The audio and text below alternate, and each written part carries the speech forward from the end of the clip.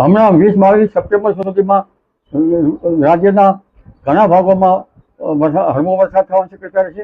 વરસાદ ગાજવીજ સાથે થવાની શક્યતા છે.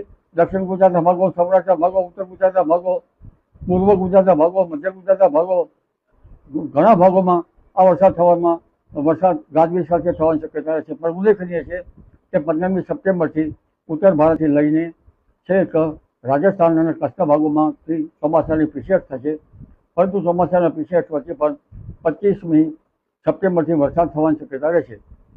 તારીખ 27 સપ્ટેમ્બરથી 5 ઓક્ટોબર વચ્ચે ગાજવીજ સાથે વરસાદ થવાની શક્યતા કેટલાક ભાગમાં રહેશે. નવરાત્રિની શરૂઆતમાં પણ કેટલાક ભાગમાં વાદળવાળું કે વરસાદી છાંટા પડવાની શક્યતા રહેશે.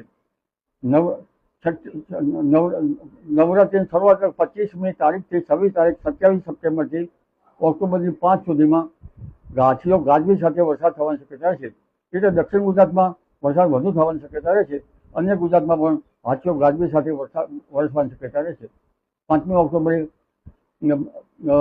દરિયામાં ભારે પવન ફૂંકાશે. 17મી ઓક્ટોબરે પણ દરિયામાં ભારે પવન ફૂંકાશે. 10થી 12 ઓક્ટોબર પર વાદળવાળું કેટલાક વરસાદ થવાની શક્યતા છે. હવે દિવાળી પર હવામાન કેવું રહેશે